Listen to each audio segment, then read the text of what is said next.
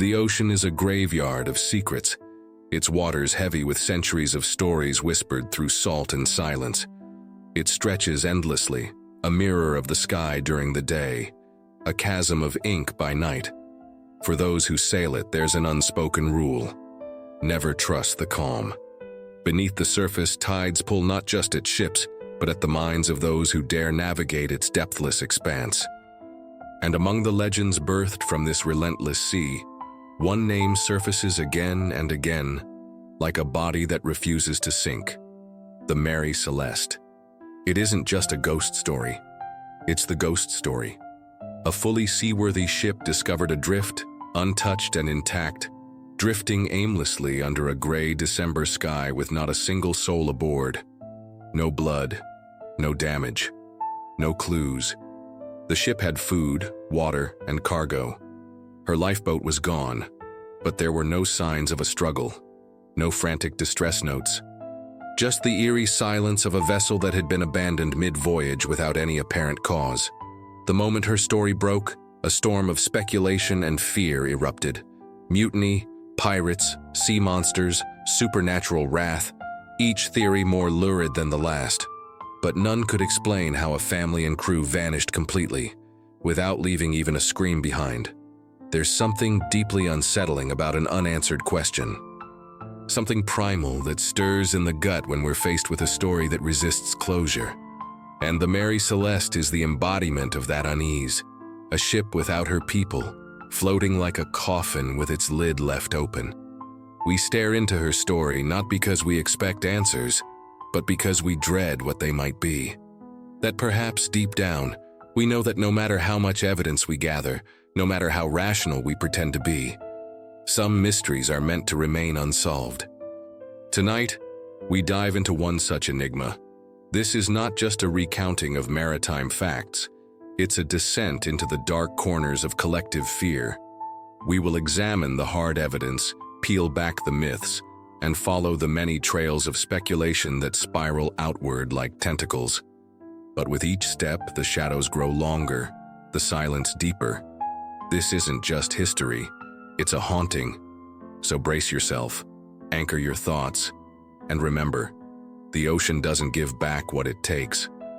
The crew of the Mary Celeste sailed into oblivion, and in doing so, they left behind a legend that still stares back at us, hollow-eyed and hungry.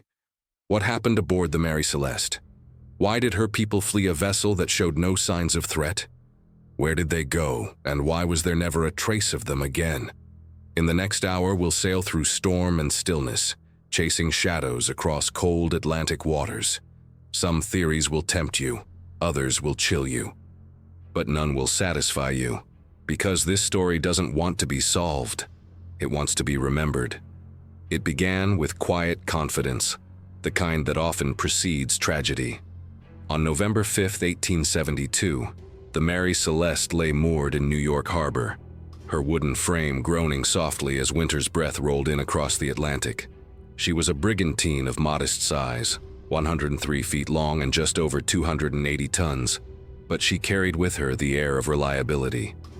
Built in Nova Scotia and originally christened the Amazon, the ship had already seen a lifetime of misfortunes. Fires, collisions, a death on her maiden voyage. Some said she was cursed from the start, but that November morning, she waited calmly at the dock, her sails neatly furled, her cargo loaded in the belly like a secret. Captain Benjamin Spooner Briggs was a man of discipline and piety. He was not a reckless sailor, nor one prone to superstition. He had commanded vessels for years, navigating the treacherous coasts of the Americas and Europe. On this journey, he brought with him his wife, Sarah, and their 2-year-old daughter, Sophia. To bring family aboard was not common practice, but it was a sign of trust. Briggs saw no reason to worry. They would sail from New York to Genoa, delivering 1,701 barrels of denatured alcohol, a substance used in industrial applications, and ironically, a volatile cargo with a quiet tendency to exhale flammable vapor. But in those days, such materials were routine. Briggs had made similar voyages without incident. The crew, too, was hand-picked, 7 men in all, including first mate Albert G. Richardson. a trusted associate of the captain. They were sailors of experience and reputation. By every account, the ship was in good condition, fully provisioned and seaworthy. On November 7th, the Mary Celeste finally set sail, her hull cutting through the Atlantic like a blade. She would disappear from human contact soon after. The next time her name would surface in public consciousness, it would be on the lips of another captain, David Morehouse of the Dei Gratia, a British ship departing only days later from the same harbor. The Dei Gratia would cross paths with the drifting ghost of the Mary Celeste nearly a month into her voyage. But for now, all anyone could do was trust the sea and the men who sailed it. No one knew that the ship had just entered history, not as a successful commercial vessel, but as one of the greatest maritime mysteries of all time. During the early days of her voyage, the weather was favorable. Calm seas, favorable winds, nothing out of the ordinary. Captain Briggs maintained a daily log, noting coordinates, conditions, and any deviations from the planned route. The entries are sparse but professional. There is no sign of fear, no premonition of disaster. The ship was last logged near the Azores, an isolated archipelago that juts from the mid-Atlantic like broken teeth. From there, the entries stop. Whatever happened next, it came swiftly and without documentation. It's the silence that haunts us. The lack of distress signals. The absence of personal letters, torn pages, scrawled warnings. Nothing. Not even a final log entry to mark the end. When the Mary Celeste was found, only the captain's log remained, ending abruptly on November 25th.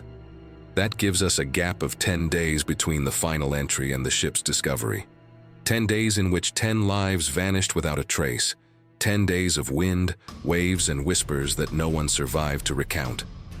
Many have tried to recreate that period, to speculate what might have taken place on those phantom days. But the deeper you dig, the more the timeline collapses. Nothing adds up. And as we peer into that void, we're left with a chilling realization. The Mary Celeste wasn't just abandoned, she was erased. It's as though the sea reached up and plucked the crew from their decks mid-step, mid-thought, mid-breath, and then left the ship to drift on as evidence of a crime no one could explain. There is a quiet horror in normalcy, in knowing that nothing in the early voyage gave any indication of disaster, that there was no storm to blame, no enemy to accuse, no motive to uncover, only a ship full of life, suddenly empty. And perhaps that's why the Mary Celeste has endured so powerfully in our collective memory, because her story isn't just eerie, it's intimate. It speaks to something buried deep within us, the fear of vanishing without reason, of having no final words, of becoming a question no one can answer. Before we descend deeper into the darker corridors of this tale, remember this: everything started with calm seas and confident hands. But calm is not safety, and confidence is not protection. Sometimes it's just the silence before the scream. The morning of December 4th, 1872, began like any other aboard the Dei Gratia. The Atlantic was vast and gray, its waters rolling with a subdued menace that seasoned sailors recognized not as danger, but as the constant murmur of a world without masters. Captain David Morehouse, scanning the horizon from the quarterdeck, saw something strange. A vessel moving erratically, its course uncertain, sails half unfurled like a drunkard staggering through fog. The ship was about 500 miles west of Portugal's coast, in open waters seldom trafficked. Her name was painted in weathered black on the stern, Mary Celeste. To Morehouse, this was no ordinary encounter. He knew Benjamin Briggs, captain of the Mary Celeste. They had dined together before their separate departures. Their ships had left New York only days apart. And now, Briggs's ship was drifting, rudder loose, sails flapping in the wind, like a ghost trying to whisper something it couldn't put into words. The Dei Gratia approached cautiously. No one answered their hails. No flags flew. No movement stirred aboard. A boarding party of 3 men, Oliver DeVoe, John Wright, and second mate John Austin, rowed over in silence, weapons at their sides, unsure whether they'd be greeted by violence or desperation. But when they clambered aboard the Mary Celeste, what they found would etch itself into maritime legend. There was no one. Not a single soul greeted them. No corpses, no signs of struggle. The ship was not wrecked. It was seaworthy. Her cargo of alcohol barrels was largely intact, though several were later found to be empty or leaking. The sails were tattered but serviceable. The galley still had utensils, pots, a breakfast partially prepared. Personal belongings remained untouched, clothes neatly folded, the captain's chronometer resting beside his charts, Briggs' sword in its sheath beneath his bed. Everything suggested the crew had left suddenly, but not in panic. They had taken the ship's lifeboat, but not its papers or its money. Navigation tools were missing, and so were the logbooks beyond November 25th. A foot of water pooled in the ship's bilge, an amount not unusual for long voyages. But the hatches were either loose or entirely removed, suggesting inspection. One pump was disassembled, another clogged. Yet there was no sign of catastrophic flooding, no explosion, no visible damage below decks. It was as if the crew had walked off the ship in the middle of a routine day and never looked back. Back aboard the Dei Gratia, the mood darkened. Something was wrong. Experienced seamen don't abandon their ship without cause, especially not one like the Mary Celeste, which could clearly still sail. Captain Morehouse had to make a decision. Under maritime law, a derelict ship could be claimed for salvage if brought safely to port. And so he divided his crew, placing DeVoe and two others aboard the Mary Celeste to sail her in tandem with the Dei Gratia to Gibraltar. The journey was long, fraught with tension. DeVoe later wrote that the ship felt cursed, that every creak of wood, every groan of the sea against the hull sounded louder than it should, as if the ship were mourning its lost passengers, or worse, warning them not to ask why. When they finally arrived in Gibraltar on December 13th, British authorities launched an inquiry. The Admiralty Court assigned Frederick Solly Flood, the Attorney General of Gibraltar, to oversee the investigation. Suspicious by nature, he suspected foul play. Perhaps the Dei Gratia's crew had orchestrated the disappearance to claim the salvage reward. But interrogation yielded nothing. The logs were consistent. The crew's stories aligned. There was no evidence of conflict between the ships, no signs of violence, no clear motive. What Solly Flood did uncover were strange details.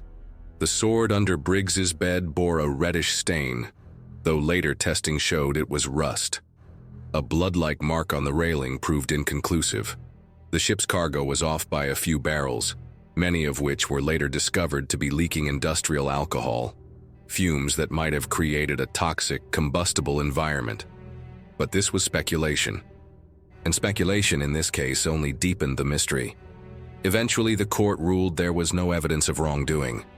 The Dei Gratia crew received a reduced salvage reward, far less than they'd hoped, suggesting lingering suspicion. But no one could deny the truth that lingered beneath every failed theory and forensic analysis. The Mary Celeste had been found in pristine condition, abandoned for reasons no one could explain. Her crew was never found. Not a body. Not a lifeboat. Not a message in a bottle, a footprint on a beach, or a sighting at sea. What kind of terror makes men, women, and a child leave a perfectly functional ship in the middle of the ocean? What whispers in the wind are loud enough to drown out reason? In this moment, the Mary Celeste transformed from maritime curiosity to maritime legend. Her empty decks became a canvas for fear, her silent rooms the cradle of 1,000 theories. And from the first moment the boarding party stepped onto her planks, the real horror wasn't what they saw. It was what they didn't. The absence. The void. The impossible silence of a ship left behind. There is something primordial in the human mind that recoils at ambiguity.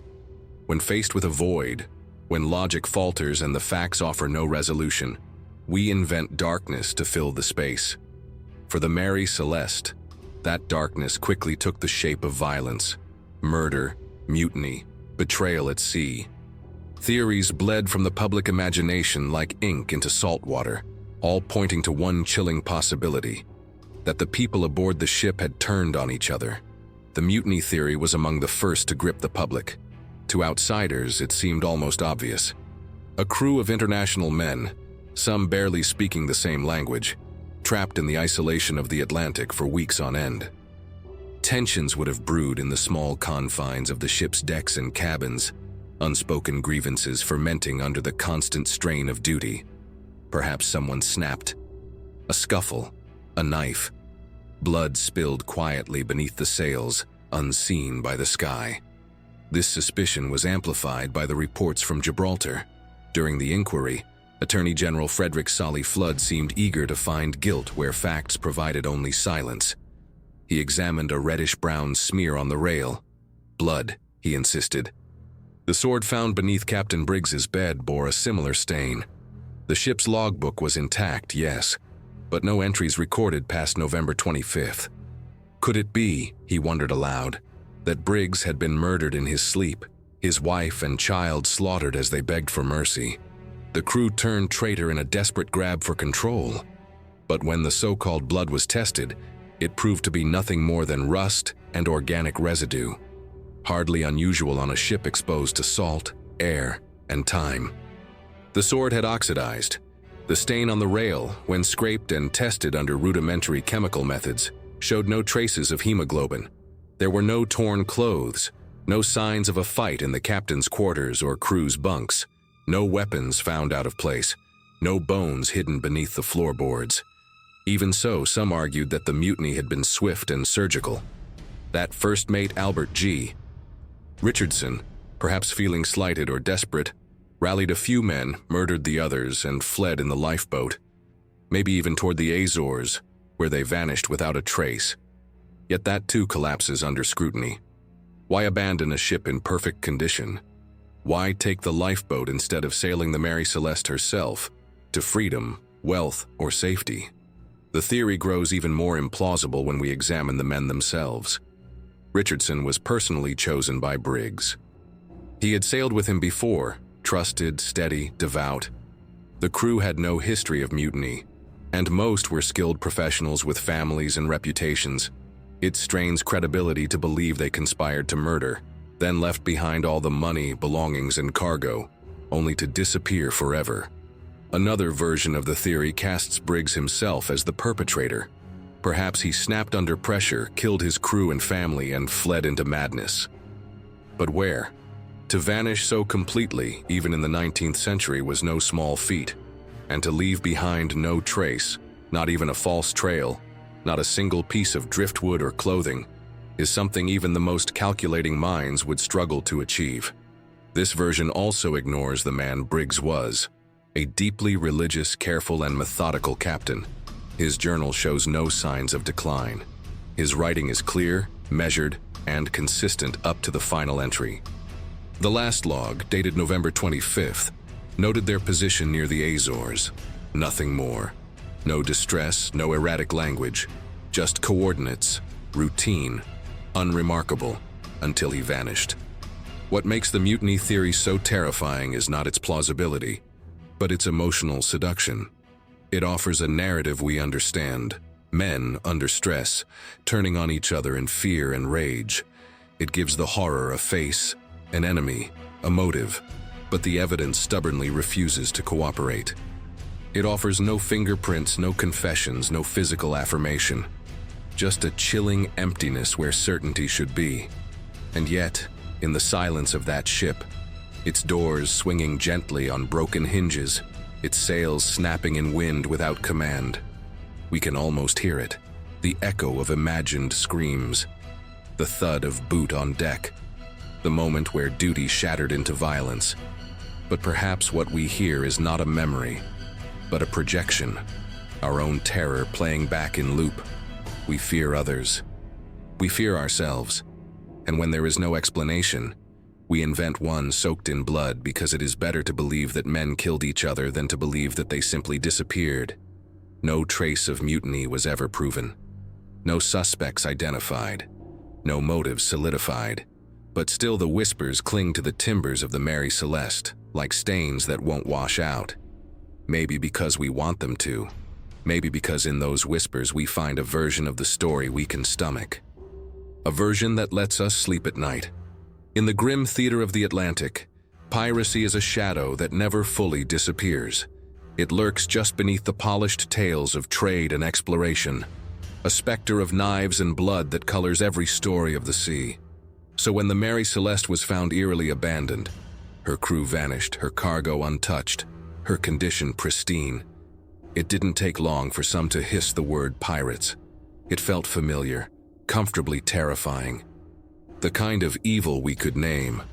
The notion spread quickly that a band of marauders had descended upon the Mary Celeste, slaughtered or kidnapped her crew, and left the vessel to drift, unclaimed and half alive. Perhaps North African corsairs, emboldened by desperation, had ranged far from their usual hunting grounds. Or maybe rogue sailors, posing as friendly traders, had boarded under the pretense of camaraderie only to betray with steel. The problem was, nothing was missing.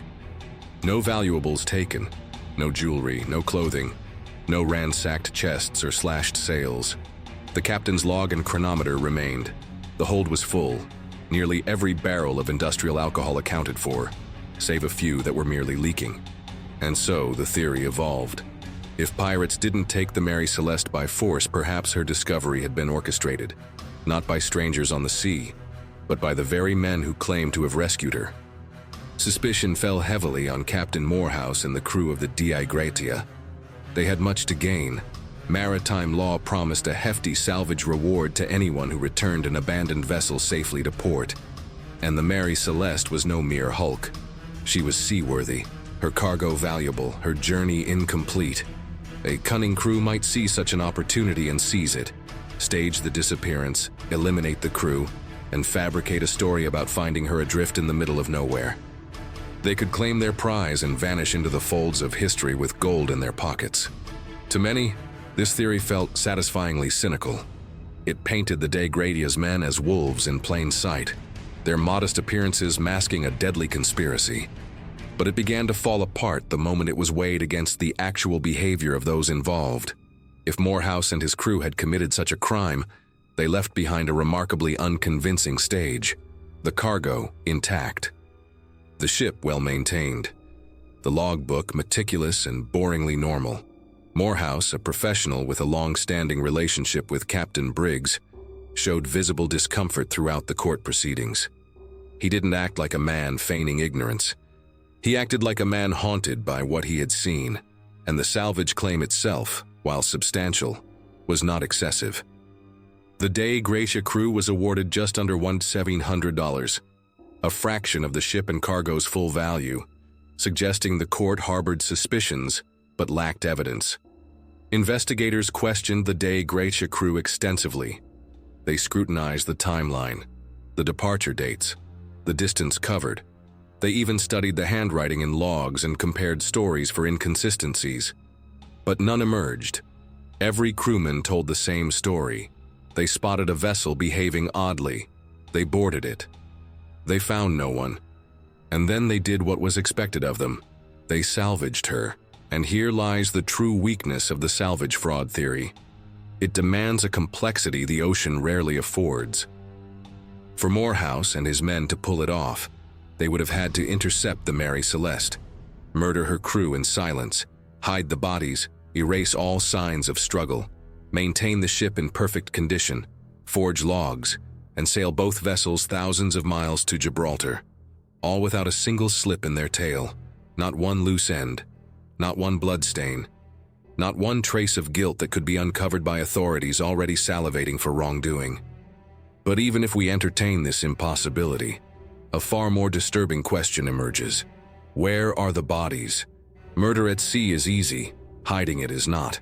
The Atlantic is not a convenient place to dispose of 10 people discreetly, especially when you must keep the ship intact. There would be marks, dragging, bruising, spillage, signs of confrontation. Yet every piece of the Mary Celeste told a different story. A story not of violence, but of sudden absence. A vacuum where humanity once was. The more we look, the more the fraud theory begins to feel desperate. Another attempt to explain the unexplainable with human greed. But perhaps that's the real terror. That no one was greedy. That no one was murderous. That no one gained. that a crew simply ceased to be. We reach for villainy because it's tangible. We understand betrayal. We can measure it, prosecute it, punish it. But when faced with pure mystery, when men and women vanish without cause, when no one can answer why, our minds break. So we invent culprits, pirates, traitors, wolves in sailors' clothes, because it's easier to imagine evil than it is to accept oblivion. In the end, there was no indictment, no trial, just theories stacked like coffins, each containing the same uncomfortable truth. The Mary Celeste was empty, and no one knows why. There is a particular kind of horror that emerges when the enemy has no eyes, no mind, no intent, only force.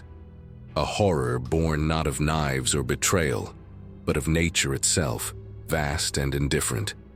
And in the case of the Mary Celeste, perhaps that is the most terrifying theory of all, that her crew wasn't killed or kidnapped, but scared away by the sea itself, by a force they could neither predict nor withstand. At first glance, the idea seems almost quaint. Sailors are not easily frightened. These were men, and one woman, one child, accustomed to tempests, to gales that snapped masts like twigs. They lived on the border between the known and the unknowable, riding waves that could swallow them whole. But even the most seasoned sailor can fall prey to panic, especially when nature begins to behave wrongly. One of the leading natural explanations revolves around the cargo itself. 1,701 barrels of denatured alcohol, a highly volatile substance known to emit flammable vapors. It was stored deep in the hold, sealed in wooden casks, but 9 barrels were later found empty, not because they were opened, but because they had begun to leak. Over time, these vapors could have filled the lower decks with an invisible cloud of explosive potential. If a spark had ignited them, say, from a lantern flame or a sudden jolt of static, it could have caused a brief but violent blast. Not a fire, not an inferno. Just a pressure wave strong enough to blow open hatch covers, shake the hull, and terrify everyone aboard. It's a theory that sounds like conjecture, until science confirms it. In 2006, researchers at University College London recreated the conditions aboard the Mary Celeste using modern models and controlled experiments. They found that a vapor explosion could indeed occur without scorching the ship. The force would have been loud, violent, and utterly disorienting, but left behind no charred wood, no lingering smoke. Just fear. Imagine it. A sudden boom below deck, a tremor. Hatch covers fly open with a bang. The air reeks of sharp, sour gas. The crew, knowing the cargo's danger, fearing a second explosion, flees to the lifeboat. Maybe they tie a line to the ship, intending to return once the danger passes. But the line snaps, or the wind shifts. And in that one fatal moment they are separated, adrift in a tiny boat, lost to the vastness, while the Mary Celeste, now eerily intact, continues onward, empty. Another possibility lies in the sea itself, not above, but beneath. Submarine earthquakes, known as seaquakes, are real and treacherous. A tremor beneath the ocean floor could easily send shockwaves through a ship's hull without disturbing the surface waters in any dramatic way. The Mary Celeste's crew might have felt the deck shudder, seen cargo roll or lashings snap. In the age before seismometers and weather satellites, such an event would be inexplicable, terrifying. Again, they might have feared a tsunami, or hull breach or collapse and evacuated, not realizing the danger had already passed. Then there is the specter of the waterspout, a tornado over water, its funnel touching down like the finger of an angry god. These whirlwinds can rip sails and shatter masts, but more insidiously, they can suck seawater into the air and pour it back down in torrents, flooding decks in moments. They also generate a vacuum of sound and pressure that can disorient and horrify. In such conditions, panic becomes not just plausible, it becomes inevitable. These natural phenomena offer no villain, no conspiracy, no ancient curse. They offer only a window into how fragile order becomes when the familiar turns alien. And therein lies the terror. Not that the Mary Celeste was attacked, but that she wasn't. That her crew fled from something they couldn't understand. fled from noise, from gas, from pressure, from instinct, and they were right to be afraid. But the ocean does not forgive mistakes. If they launched the lifeboat, tethered or not, and were separated, they were doomed. A small vessel adrift in the Atlantic has little hope. No shade, no food, no signal. A day without rescue becomes a death sentence. One wave too high and it capsizes. One cold night and hypothermia sets in. No one survives. No one is found. We like to believe we are rational creatures, that in a moment of fear we can remain calm, make the right decision. But fear, true, primal fear, has no time for logic. When the air goes sharp and the decks shake beneath your feet, when the world seems suddenly hostile, even a seasoned captain can panic. Even a loving father, a protective husband, might decide that staying means death. And so he gathers his family, orders his men to the lifeboat. They lower themselves into that fragile cradle and watch their ship drift away behind them. They wait for the blast, for fire, for the sea to roar up and swallow the Mary Celeste. But nothing comes. The ship drifts, the weather worsens, the line snaps, and then they are gone. This theory, while plausible, carries a heavy emotional weight. It doesn't offer monsters or mutiny. It offers a mistake, a human error made in terror.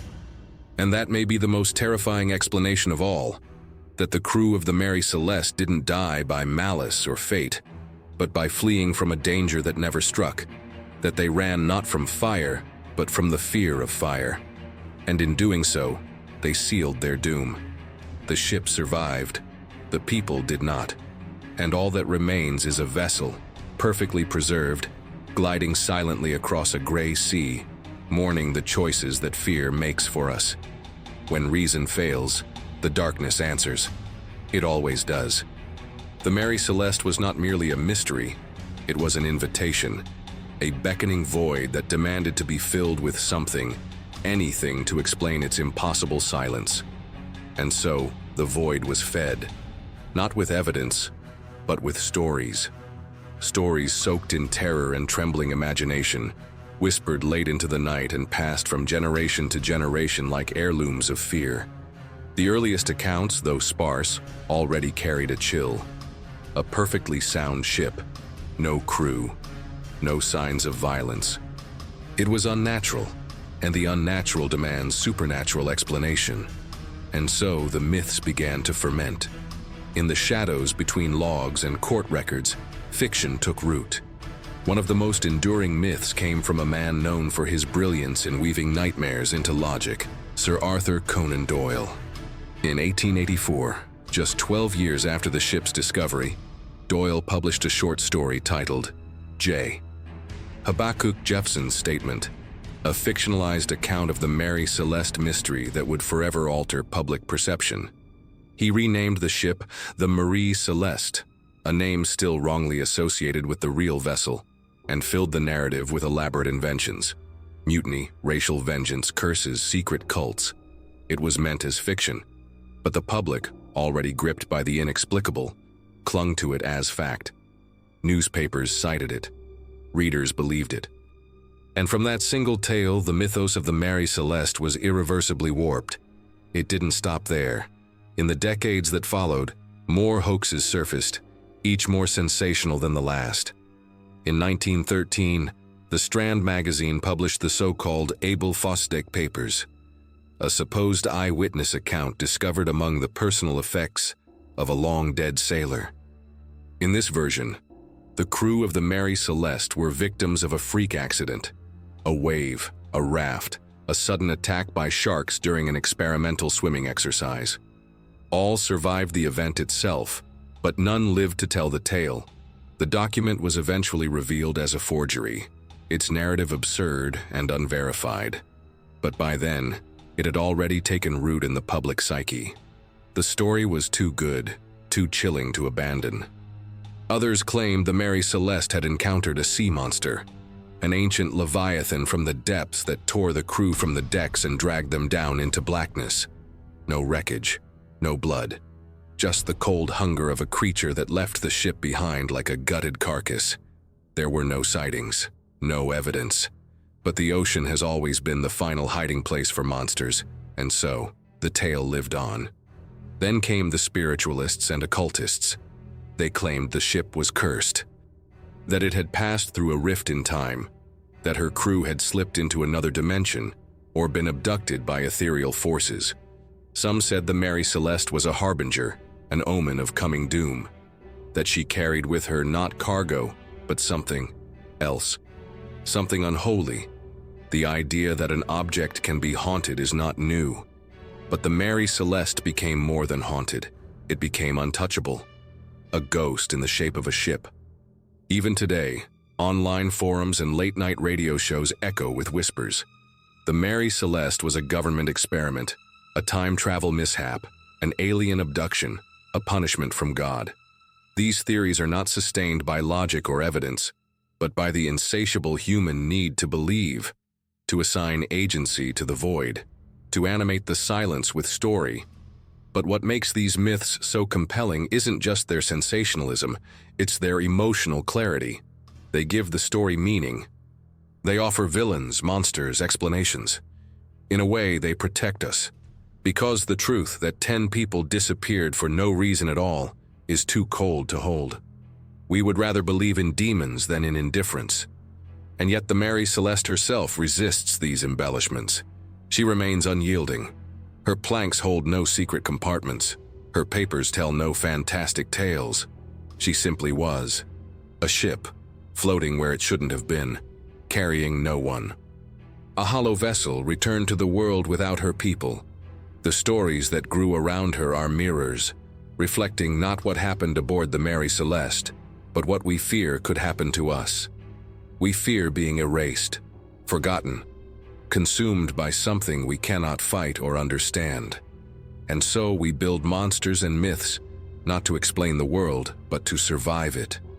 The paranormal, the hoaxes, the fiction, they are not answers. They are shields. And yet, they fracture easily when held too close to the truth. Because in the heart of the Mary Celeste, in her empty cabins and untouched galley, there is no demon, no blood, no ancient curse, only absence. And it is that absence that screams loudest. Though she would drift through history as a ghost ship, the Mary Celeste did not vanish after her infamous discovery. No, her story continued, just not in the way legends often suggest. After being salvaged and towed to Gibraltar, investigated and cleared of foul play, she was repaired, resupplied, and set once more to sea. She returned to the business of carrying cargo across the Atlantic and Mediterranean, sailing quietly in the long shadow of the mystery that had enveloped her. But something had changed. Her name was no longer one of reliability. It had become a curse whispered on the docks, a warning to any sailor assigned to her decks. For over a decade, the Mary Celeste changed hands. From captain to captain, she passed like a relic too dangerous to destroy, too valuable to abandon. She was sold, renamed, repurposed, but none who sailed her would ever shake the unease that clung to her beams. Reports trickled in, of misfortune, of ill health, of failing crews. Nothing supernatural, not overtly. Just an aura, a feeling as though the ship carried something intangible, something that had soaked into her wood the day her crew disappeared. Her voyages were quiet. There were no more mysterious vanishings, no further newspaper headlines. But her legend refused to die. Wherever she went, she trailed her past behind her like seaweed snagged on the rudder. Port gossip turned to superstition. Crewmen resigned or refused assignments. Insurance premiums soared. The Mary Celeste became a symbol not of resilience but of dread. She was, in a word, haunted. And then came her final voyage, an ending as ignoble as her legend was grand. In 1885, 13 years after she was found adrift, the Mary Celeste was under the command of Captain Gilman C. Parker. By then, she was a burden, her reputation irreparably tainted, her commercial value steadily declining. Parker, already in financial trouble, saw a solution not in sailing her, but in sinking her. He intentionally loaded the ship with cheap cargo, overinsured it, and ran her aground on the reefs of Haiti. She shattered on the coral, a slow, creaking death beneath the sun. Her hull broke open like a confession. But the insurance companies were not blind. The fraud was uncovered. Parker was arrested, tried, and disgraced. One of his co-conspirators killed himself. Another went insane. And though Parker himself was eventually acquitted, he died a broken man just months later. The ship, it seemed, had claimed another life, not through mystery but through misfortune. Her final act was not one of terror but of ruin. And yet, even in pieces, the Mary Celeste would not be forgotten. Her remains, scattered, submerged, dissolved into salt and memory, became sacred ground for those who chase ghosts. Divers still search the Haitian coast for fragments. Historians pore over manifests, letters, legal transcripts.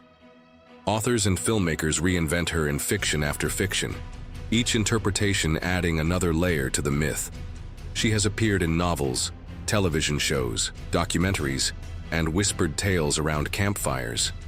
A ship that once carried mundane cargo now bears the weight of something far heavier: legend. Even today, the mystery is far from buried. Advances in marine forensics and digital modeling have led some to believe we're closer than ever to the truth. Researchers simulate ocean currents, study weather patterns, analyze chemical residue from the ship's barrels. Yet with each new revelation, the old questions only sharpen. Why did they abandon ship?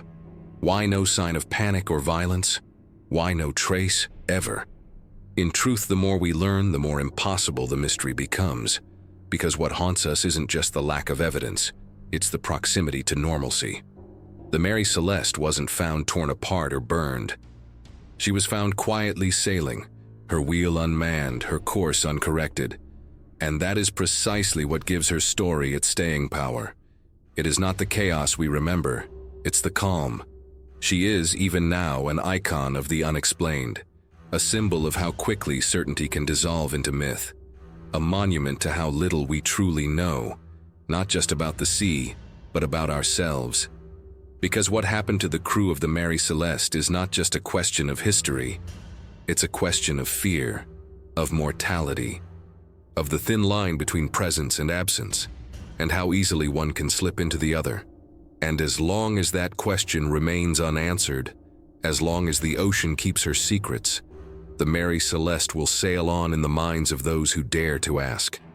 In the end, the Mary Celeste offers no revelation, no climactic twist, no diary page uncovered beneath the floorboards, no bones washed ashore in some forgotten inlet. The ship remains a question mark etched into the surface of history, a drifting wound in the narrative of human understanding. And perhaps that's why it lingers. Because in a world that craves answers, the Mary Celeste denies us the most human comfort of all: explanation. But that absence, that hollow where the truth should be, tells us something deeper than a conclusion ever could. It tells us about ourselves. We are creatures driven by story. We demand causes, connections, outcomes. When a ship vanishes, we expect to know why. When 10 people disappear, we believe there must be a culprit. Mutiny, pirates, sea monsters, explosions, madness. These are the stories we invent, not because they are true, but because they are bearable. We fear nothing more than nothing. We fear the unknown not for what it holds, but for what it doesn't. The Mary Celeste exposes that fear. She shows us the edge of the map, a place where logic falters and imagination becomes a survival mechanism.